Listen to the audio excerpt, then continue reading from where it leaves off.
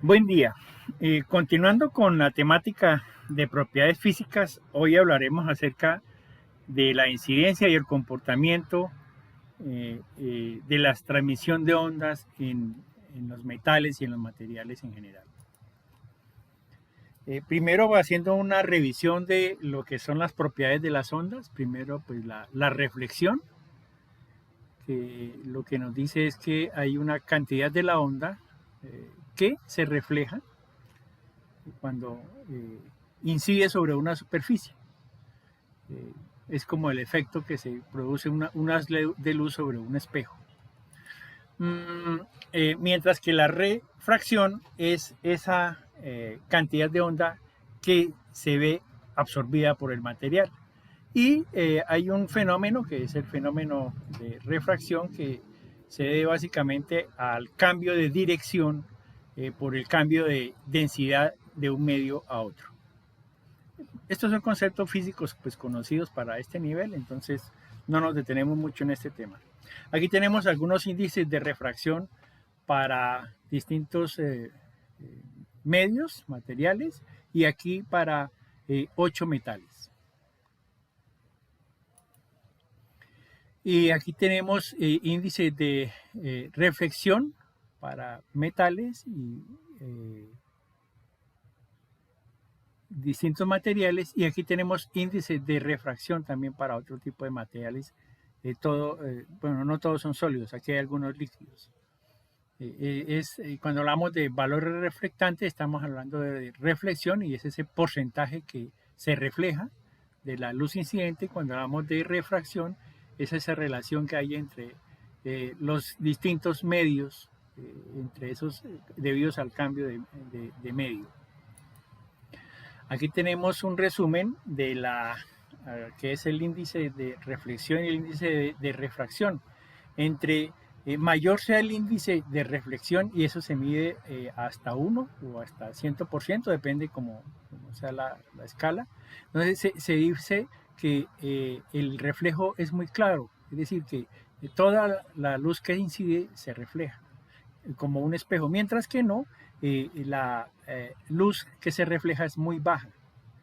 Estos son una escala ascendente en estas ordenadas, mientras que aquí en las axisas tenemos el índice de refracción y se refiere es a la cantidad de luz que absorbe el material. Ahora, aquí consecuentemente los reflejos emitidos requieren para ser percibidos que sean paralelos cuando el índice de refracción es bajo y que sean perpendiculares.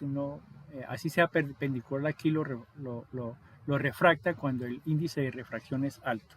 Y ese esquema nos muestra de muy buena manera esa relación que se presenta entre el índice de reflexión y el índice de refracción. La dispersión, pues nos habla de que cuando hay una incidencia de una luz blanca en cierto tipo de medios, esta se descompone en sus colores primarios. Todos conocemos el tema de esta pirámide, el círculo de Newton y el comportamiento de esas ondas. No nos detenemos en esa temática, solamente para hacer una revisión. Esto de la dispersión es válido en ambos sentidos, es decir, si nosotros hacemos pasar una luz blanca y que se dispersa en sus colores primarios, cuando hacemos la operación inversa, geométricamente se obtiene el resultado opuesto. La difracción es uno de los fenómenos más expeditos de definir. Se produce cuando una desviación de los rayos luminosos, es decir, cuando hay un cambio de un cuerpo de una onda a través de un orificio y esa orificio tiene un diámetro menor o igual a la longitud de onda, se presenta un cambio tanto en la frecuencia como en la forma de la onda. Entonces aquí vemos una onda plana que incide sobre un orificio. Ese orificio tiene un diámetro menor que esa misma longitud de onda y entonces se dispersa, cambia de forma. Ese es el fenómeno de difracción. El fenómeno de absorción se refiere a que las ondas, ya sea su distinto origen, pueden ser ondas sonoras, ondas lumínicas, ondas de ese tipo, en algunos medios son absorbidas y otras de esas ondas son reflejadas. Este principio se utiliza mucho, por ejemplo, en la producción audiovisual, cuando queremos colocar un fondo específico. Entonces, todo lo que sea verde, por ejemplo, no se toma en una imagen de video y luego se superpone un fondo sobre esa parte verde, haciendo un cambio de ambiente. Es una técnica conocida en cinematografía. Y eso se debe a porque el medio absorbe la onda pues, en una frecuencia determinada. En los efectos sonoros también se da en el aislamiento acústico y también en el aislamiento térmico. En la absorción de ese tipo de ondas, algunos medios son más favorables que otros con esos fines.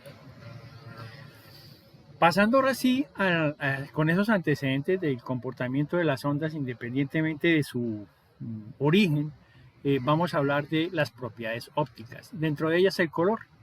El color es esa percepción que tenemos nosotros de la longitud de onda que se refleja en un material.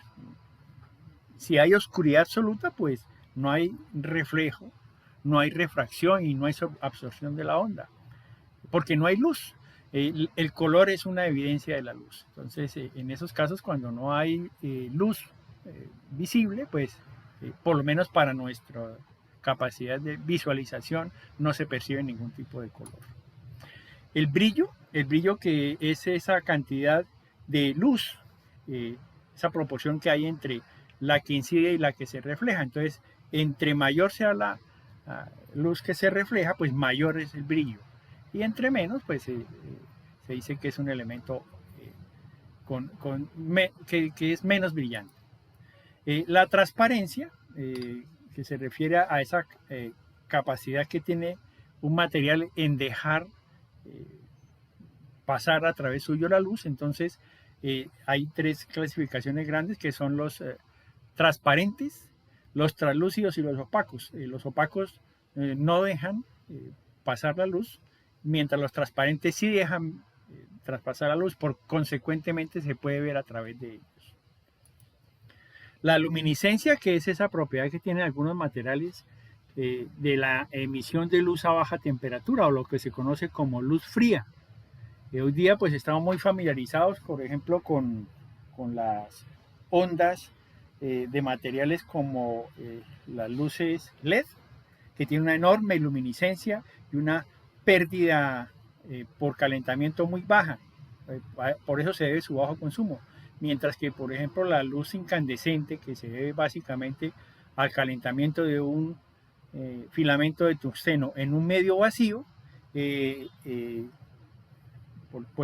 por la elevada temperatura que se lograba al conducir la energía eléctrica por ese filamento de alta resistencia, se produjo una enorme pérdida de calor. Entonces había un consumo de energía mayor cuando se utilizaban los bombillos incandescentes. La fluorescencia, que es esa capacidad que tienen algunos materiales de emitir cierto tipo de luz o de coloración cuando son expuestos a ciertos tipos de rayos, por ejemplo rayos catódicos, rayos UV, rayos X, etcétera, rayos de distinta naturaleza. Entonces, solamente cuando es excitado por ese tipo de luz, esta es reflejada. Y si no es de ese tipo de luz, no lo hace. Y la fosforescencia, que es esa capacidad que tienen algunos materiales de absorber energía y emitirla en forma de luz. Aquí vamos a ver algunos ejemplos de cada una de esas características. Primero hablemos del color, de la luz en general. Nosotros apenas en el espectro cromático solo vemos este pequeño margen de luz. Esta es la amplitud de la onda, un poco menos de 400 nanómetros y un poco más de 750 nanómetros. Ese es nuestro espectro de luz visible, que es muy pequeño, es limitado con respecto a al espectro en total. Cuando hablamos de color, hay dos maneras de hacerlo, el una por sustracción y el otro por adición. El de sustracción se debe básicamente a la incidencia de luz. Si nosotros mezclamos luz verde, luz azul y luz roja, nos da una luz blanca, es el principio del disco de Newton. Y las distintas combinaciones pues nos dan todas las coloraciones, pero si hablamos de pigmentos, tintas, etcétera, estamos hablando de color por adición. Entonces el color negro, aquí entre el cian, el amarillo y el magenta se obtiene el negro, mientras que aquí colores que son parecidos obtenemos el blanco. La diferencia es que el uno se hace por sustracción de esas frecuencias y la otra se hace por adición, luz y pigmentos. Para establecer una idea de la coloración hay varios métodos. Uno de los métodos que más se utilizan en investigación es el método CIELAB. Es un método desarrollado por 3 coordenadas. Las últimas letras quieren decir este rango L que va desde 0 hasta 100, que habla de luminosidad. El A, que va desde el verde hasta el rojo, y el B, que va desde el amarillo hasta el azul. Esto nos crea un espacio tridimensional en el cual se puede ubicar toda la gran gama existente de colores. Entonces aquí están algunos colores guía con las coordenadas CIELAB y el sistema RGB que se utiliza en diseño gráfico como medida de coordenadas también. Esta es la equivalencia entre uno y otros sistemas. Este sería una representación tridimensional inicial de cómo es ese espacio cromático de todos los colores que existen, desde el blanco intenso hasta el negro intenso, y con las distintas tonalidades en esos rangos de cada uno de los ejes, las coordenadas. Por ejemplo, en metales como el oro, la coloración depende básicamente de la composición. Aquí tenemos distintos tipos de oro con distintos tipos de concentración. Cuando hablamos de quilates estamos hablando de esa proporción que hay en 24 partes en peso de las que corresponde a oro. Si hablamos de oro de 10 quilates es porque 10 partes de las 24 son de oro, las otras 14 son de materiales que precisamente le dan esa propiedad física de la coloración y otras propiedades de tipo mecánico, resistencia, dureza, etc. Entonces, estos son distintos gamas de coloración para oro y para eso se utiliza mucho el sistema CIELAB. Aquí como para ampliar un poquito, aquí hay 3 escalas para 18 quilates, 14 y 9 quilates, sabiendo de que cada una corresponde al número de partes en un total de 24. Eso equivale a un 75% de oro más otro tipo de componentes. Por ejemplo, el oro de 18 quilates, es decir, el 75% en peso de oro, 12.5% en plata y 12.5% en cobre, es el que se utiliza normalmente en Sudamérica como oro amarillo y tiene una descripción internacional, una clasificación internacional que se llama 3N. Y aquí están las distintas proporciones. Esto pues se puede pasar o está aquí en porcentajes, partes por ciento o partes por 1000. Entonces van desde, por ejemplo, la plata, si es 75-25, es un amarillo verdoso. Y si hablamos del rojo, prácticamente es cobre, 75, 20.5 de cobre y 4.5% de plata. Hay otro tipo de componentes, pero estas son las proporciones más utilizadas tradicionalmente.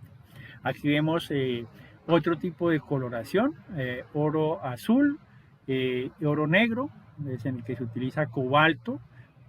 Aquí está este es oro de 75%, de 80% oro púrpura entre oro y aluminio, oro azul que utiliza hierro y utiliza indio en distintas proporciones, el oro rojo este es de 50% de oro, y aquí están las normas o las proporciones para este tipo de coloración que están aquí descritas.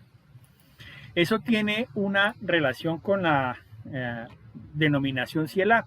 Entonces, este es rangos de coloración. Por aclarar aquí, baño de rodio. Rodio es un metal de la familia del platino que se aplica normalmente sobre piezas de oro blanco para darle una mayor tonalidad hacia el blanco, porque el oro blanco normalmente es un tono amarillento. Y la plata que tiene es menos brillante, pero también es una coloración distinta al blanco que se utiliza como baño de rodio, que tiene más una tendencia como al color del níquel pulido. Este es el espectro y la zona donde están esos tres colores, blanco, amarillo y rojo. Y aquí están las coordenadas. Aquí solamente se utiliza de las coordenadas L, A y B, se utilizan la A y la B.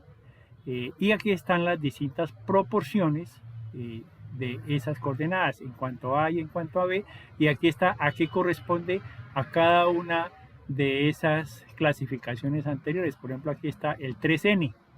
El 3N tiene un 5 de coordenada en A y tiene un 22 en coordenada B. Esta imagen está aquí pues porque tiene las coordenadas RGB y otras variables que se utilizan en la parte de diseño gráfico, como reflexión, etcétera, para definir la coloración de estos tipos de metales. Entonces, es una guía interesante, una información pues, para quienes están metidos en el diseño gráfico tengan esa equivalencia. Obviamente, esto podemos encontrar la equivalencia en el sistema CIELAP. Cuando hablamos de transparencia, ¿qué es esa facilidad que tiene para dejar pasar la luz a través suyo, es decir, ver a través de él? Entonces están los materiales opacos, los materiales transparentes y los materiales translúcidos. Y si hablamos de fluorescencia o fosforescencia, cuando hablamos de fluorescencia son aquellos elementos, luces, tonalidades que solo son visibles cuando son excitadas por algún tipo de luz en particular.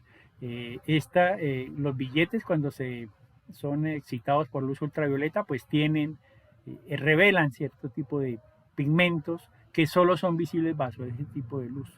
O se utiliza mucho en la señalización hoy día para hacer mucho más visibles esas indicaciones. Y cuando hablamos de fosforescencia, que hay que diferenciarlo muy bien porque a veces es muy común que se confunda. La fosforescencia es esa capacidad que tiene un cuerpo de almacenar energía y darle forma de luz. Como estos que se utilizan cuando usted se enciende la luz en un sitio donde tenga estos elementos fosforescentes, ellos toman esa energía lumínica y cuando se apaga la luz brillan durante cierto tiempo hasta que se consume esa energía. O también se utiliza en algunos medios en los cuales esto se excita por la luz levemente y luego la fosforescencia hace que durante algún tiempo tenga una luminosidad propia de esos elementos. Estos son pinturas o pigmentos fosforescentes los que se utilizan. Otro tipo de ondas, además de las ondas lumínicas, son las ondas eléctricas. Y sabemos que la electricidad pues no es más que la transmisión de electrones a través de un elemento conductor.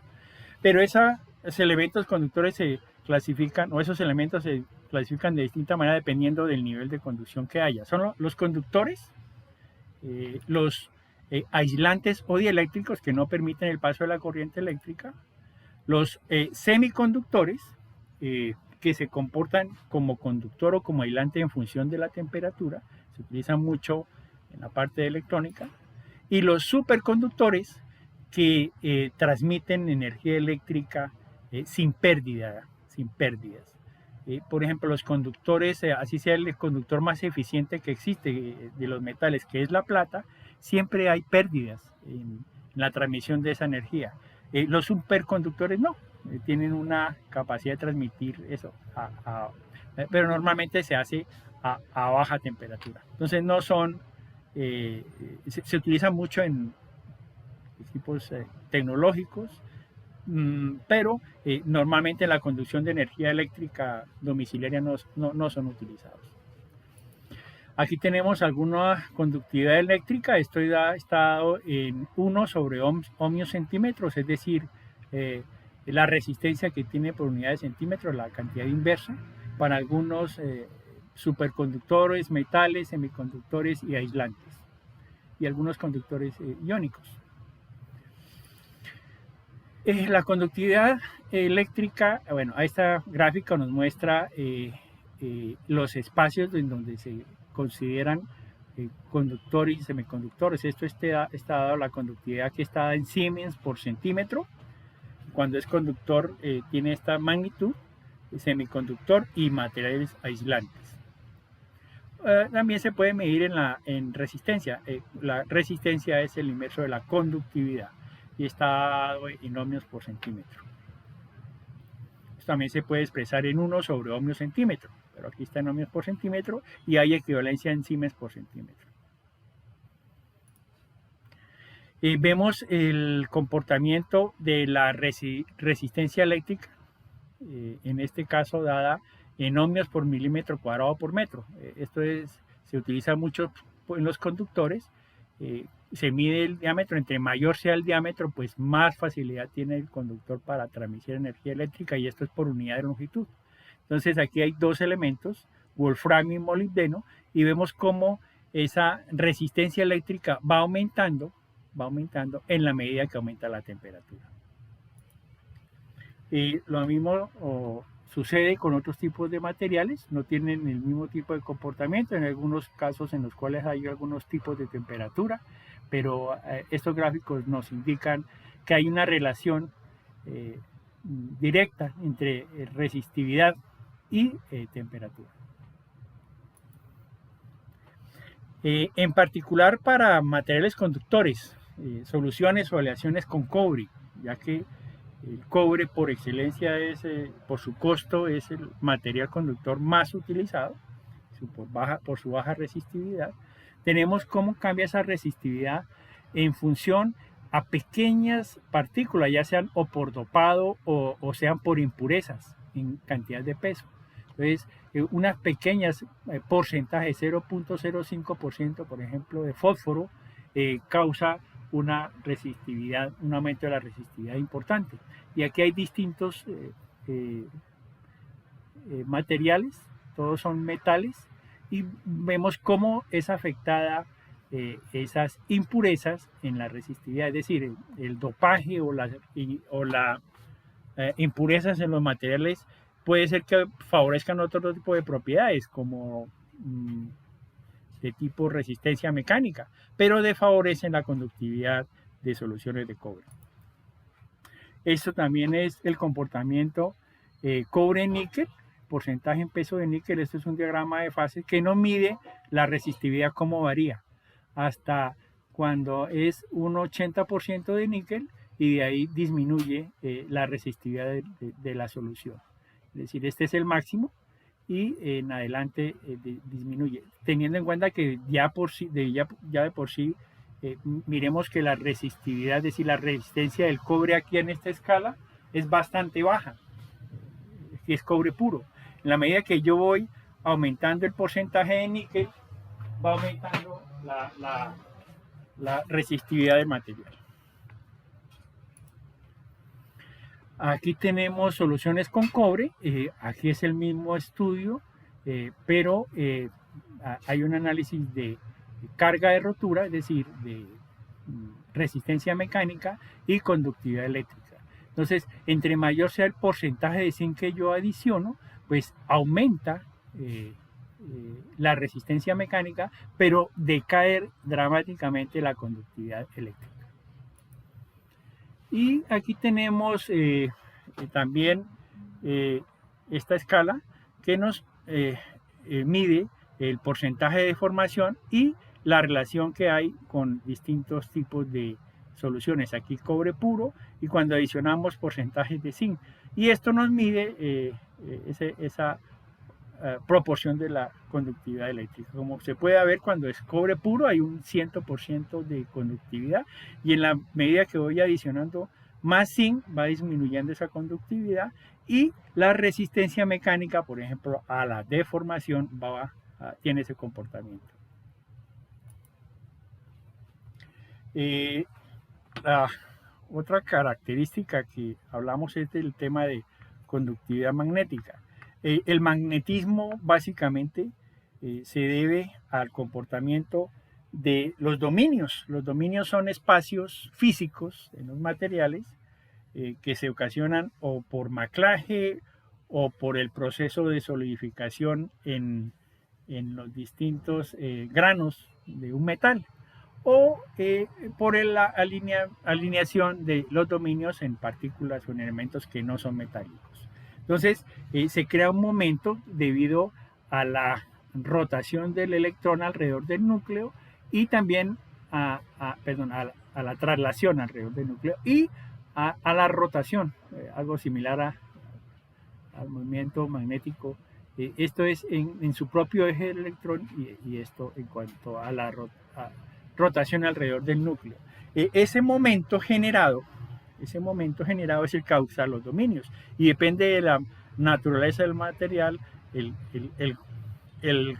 efecto resultante.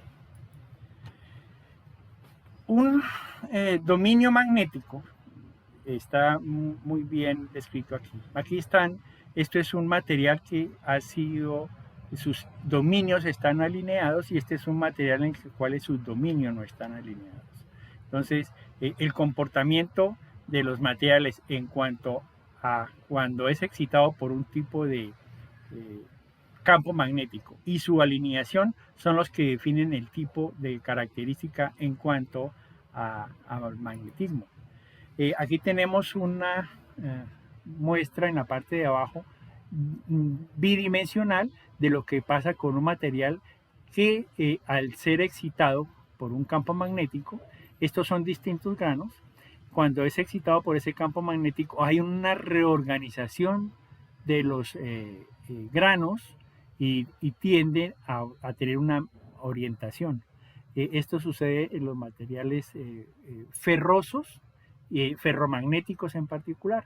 Al final lo que se obtiene es que todos los granos, los dominios de todos los granos tengan una sola dirección. Y esto es como sería una representación tridimensional de esos dominios. Debido a la granulometría, pues tienen distinta dirección y sentido.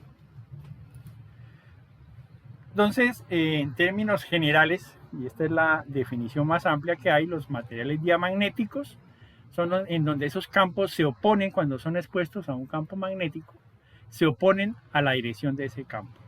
Y no los atraen los imanes. Es el caso del oro, la plata, el mercurio, el bismuto, plomo.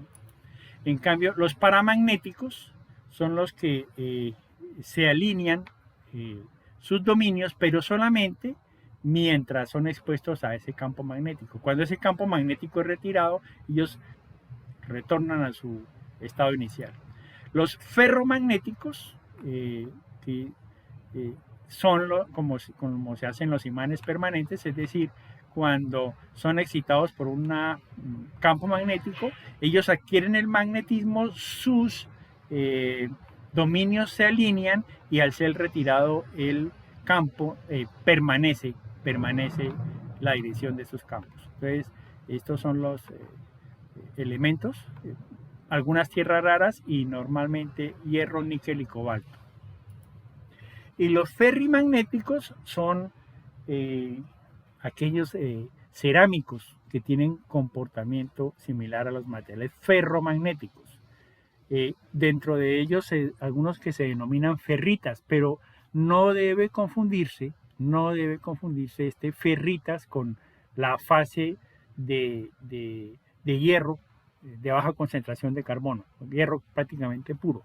Esto es una clasificación distinta, tienen el mismo nombre, pero no tiene nada que ver esta ferrita con la ferrita estructura BCC del hierro, no tiene nada que ver con eso. Y aquí hay otros como el granate de vitrio hierro, que es por excelencia uno de los materiales cerámicos ferrimagnéticos. ¿Cómo se produce esa inducción? Esto es básicamente el campo magnético cuando se circula un campo magnético, aquí, H. Se induce en un material conductor, crea una densidad de flujo inducido. Ese flujo inducido, dependiendo del tipo de material, es mejor recibido o no, o sea, es receptado, es inducido. El movimiento relativo del campo magnético con respecto a la densidad de flujo induce un campo y ese campo es el que alinea eh, eh, estos dipolos. Entonces, la permeabilidad magnética de un material está definida por ese producto entre μ y H, que es el campo magnético. Entre mayor sea la permisividad, pues más alta es la pendiente, y es en referencia, se toma siempre como referencia con la permisividad magnética al vacío. Esta es la permisividad magnética al vacío del mismo material, perdón, del vacío, y esta es la del material en particular en estudio. Aquí tenemos cómo es el comportamiento de los ferromagnéticos. Estos son los dipolos estos que se generan, los ferromagnéticos totalmente alineados, los ferrimagnéticos que se alinean en la misma, mayoritariamente en su misma dirección y sentido, los paramagnéticos que se alinean solamente mientras el campo es inducido, y los diamagnéticos que se oponen a esa dirección. Y esta es la permisividad del vacío. Aquí tenemos algunas unidades magnéticas. Esto es tomado del texto de Askeland. Pero bueno, se mide en Gauss, en Maxwell, en Oster, etc. Está en Tesla, en Weber. Estas son las distintas medidas, magnitudes para especificar características magnéticas. También está esta otra un poco más sencilla, en la cual solamente está la magnitud, cómo se mide la dimensión del sistema CGS y en el Sistema Internacional de Unidades. Entonces aquí tenemos la excitación, la magnetización, la inducción o densidad de flujo, etc. Con esto damos por terminado el capítulo de propiedades físicas en cuanto a las originadas en el estudio de la cantidad de materia, las originadas en las respuestas e incidencia de la temperatura y en la respuesta e incidencia de este tipo de ondas. Muchas gracias.